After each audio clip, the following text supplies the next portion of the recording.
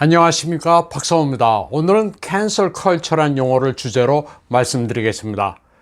캔슬 컬처, 한국어로는 취소 문화라고 번역하지만 사실 범주나 용례가 굉장히 광범위한 개념입니다. 캔슬의 목적어는 서포트입니다. 누구에 대한 지지를 취소한다는 의미입니다. 그런데 그냥 영어 원문 그대로 캔슬 컬처로 기억하시고 그 개념을 정서적으로 받아들여 이해하시는 편이 좋을 것 같습니다. 이 사파는 캔슬 컬처의 개념을 쉽게 설명하고 있습니다. 화형당하는 사람 주변을 에워싸고 있는 군중들이 모바일폰을 들고 있습니다. 집단적인 사고 방식으로 한 사람의 인격을 살해하는 현대인의 병폐를 설명하고 있습니다.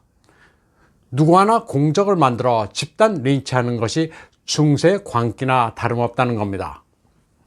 캔슬 컬처는 중세 마녀 사냥의 현대판이기도 합니다.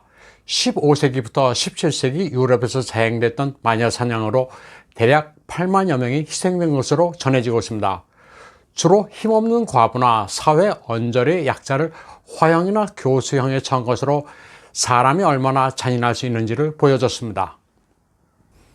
마녀 사냥, 위치 헌트에서 마녀를 규정하는 것은 종교 재판을 통해 이루어졌습니다.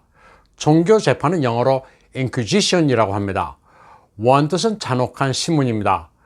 원하는 자백을 이끌어내기 위해 결론을 정해놓고 가혹한 고문을 가하는 것이 종교 재판이었습니다. 옳고 그름을 좌지우지하는 이들이 성직자였다는 것이 아이러니입니다. 이 인퀴지션이라는 단어를 대문자로 하고 앞에 정관사 덜을 붙이면 동양사의 문자옥을 의미합니다. 동양사에서 문자의 옥으로 가장 악명 높은 인물은 명태조 주원장이었습니다. 황제가 되기 전에 탁발승을 한 전력이 콤플렉스였습니다. 그래서 신하가 승려를 연상시키는 단어 이를테면 대머리 독자나 빛광자를 사용하면 자신의 과거를 조롱했다는 누명을 씌워 멸문지화로 다스렸습니다. 글자 하나로 구실을 만들어 수많은 무고한 사람들을 살해했습니다. 문자의 옥은 극단적인 언론 자유의 탄압이기도 합니다.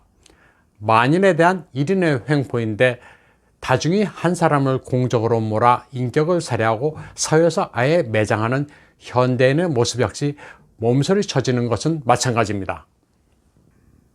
표현의 자유를 제한하는 최신의 캐치프레이즈가 캔슬 컬처입니다. 미리엄 웹스터의 정의에 따르면 공인의 행동과 견해가 마음에 들지 않는다는 이유로 그 공인을 사회에서 매장시키는 문화입니다. 현대인들은 소셜미디어로 한 개인을 집단으로 공격합니다. 공개적으로 취소한다는 낙인을 찍고 아예 지워버리는 겁니다. 이는 종종 정의란 이름으로 포장된 폭력으로 발산됩니다. 하퍼 매거진에서 여러 작가들과 학자들은 논란이 되는 견해를 피력했다가 망신당하고 집단으로 따돌림당하는 불관용의 분위기가 아주 심각해졌다고 지적했습니다. 일단 매장되면 동정을 사기는커녕 온라인에서 인민재판을 당하는 일들이 많아져 점점 자유로운 의견 피력이 극도로 어려워졌다고 하소연했습니다. 어느 분야든 신랄한 토론이 오가야 하지만 그랬다가는 단지 자기 생각과 다르다는 이유로 득달같이 보복을 당하는 일이 너무 잦아졌다고 이야기하고 있습니다. 글을 쓰는 사람 입장에서는 실험적 사유와 위험 부담은 고사하고 단순 실수조차도 용납되지 않는 분위기가 만연해졌다는 겁니다. 한 예로 2020년 미 대선 전국에서는 히스패닉계 고야 식품이 불매운동의 몸살을 앓았습니다. 이 회사 CEO 밥 유노야니가 트럼프 대통령을 지지한다고 해서 좌파 민주당원들이 보이콧 해시태그를 소셜미디어에 올려 큰 타격을 가했습니다. 민주당 프라이머리 경선 후보였던 훌리안 카스트로가 트럼프 대통령이 라티노를 비난한다고 거짓으로 선동하자 네티즌들이 여기에 부안외동에 발생한 소동이었습니다. 이에 대해 테드 크루즈 의원은 좌파들이 히스패닉 컬처를 취소하고 대중들의 입을 틀어막고 있다고 반박했습니다. 자기 할아버지도 90년 동안 하루에 2번은 고야 블랙빈을 먹었다면서 어처구니 없는 선동이라고 말했습니다. 깊이 사유하지 않고 모바일폰과 인터넷에서 누군가 시작한 인신공격을 일단 추정하고 보는 데서 생성되는 캔슬 컬처는 매우 심각합니다. 공인이란 이유로 캔슬 컬처의 목표가 돼 타격을 받으면 좀처럼 회복하기가 힘듭니다. 명사에 대해 미투 해시태그로 성추행을 당했다고 낙인 찍는 것도 캔슬 컬처의 한 현상입니다. 한 개의 진실에 99개의 거짓을 섞으면 대중은 처음엔 의심하다가 나중에는 허위에 현혹돼 넘어가게 된다는 괴벨스의 선전 이론이 여기에도 적용됩니다. 선동당한 어리석은 군중들은 자신의 행동이 옳다고 확신하고 집단 괴롭힘에 계속 가세하는 경향이 있습니다. 캔슬 컬처에는 이런 선동의 심리학이 그대로 적용됩니다. 개인 대 개인 간 자존감을 없애 정서적으로 학대하는 괴롭힘 가스라이팅도 캔슬 컬처와 기본적으로 비슷합니다. 가스라이팅은 잉그리드 버그만 주연의 1940년대 영화 가스라이트에서 유래됐습니다. 가해자가 반복된 상황 조작과 거짓말로 피해자의 판단력과 현실 감각을 흐리게 만드는 학대가 가스라이팅입니다. 결국은 피해자가 가해자에게 지배권을 주게 되는데 이 가스라이팅이 사회적으로 확대돼 이지매가 되면 그것도 캔슬 컬처입니다. 트럼프도 2020년 8월 공화당 전당대회에서 캔슬 컬처를 맹공격했습니다. 극좌파들이 승인한 단어와 구절만 사용하도록 금기를 만들어 표현의 자유를 억압하는 전술을 구사하고 있다고 강조했습니다. 그렇게 함으로써 선량한 미국인들이 말 한마디 잘못했다가는 해고당하거나 사회에서 쫓겨나고 모욕을 받을 수 있다는 공포를 느끼게 하고 있다고 말했습니다. 미국의 캔슬 컬처는 다른 나라로도 번지고 있습니다. 뉴욕타임즈는 미국의 캔슬 컬처 사상이 프랑스를 찢어놓을 것인가? 프랑스의 일부 지도자는 그렇게 생각한다는 기사를 실었습니다. 장 미셸 블랑크 프랑스 교육부 장관은 미국 대학에서 수입된 지적 매트릭스와 벌일 전쟁이 있다고 밝혔습니다. 미국에서 잘못된 이데올로기가 프랑스 교육 현장을 오염시키고 있다는 겁니다. 그렇지 않아도 이민자가 많은 프랑스에서 미국의 극좌 이데올로기는 프랑스 사회를 더욱 파괴할 거란 위기감이 나오고 있습니다. 미셸 게랭 르몽드 편집장도 큰 우려를 표했습니다. 예술 작품을 사라지게 하자는 구호가 미국의 국민 종목이 된 캔슬 컬처의 본질이라고 말했습니다. 캔슬 컬처는 백인 남성 우월주의와 약자 억압을 상징하는 지도와 문화, 예술 창작을 말살하는 목표를 가지고 있다고 경악했습니다.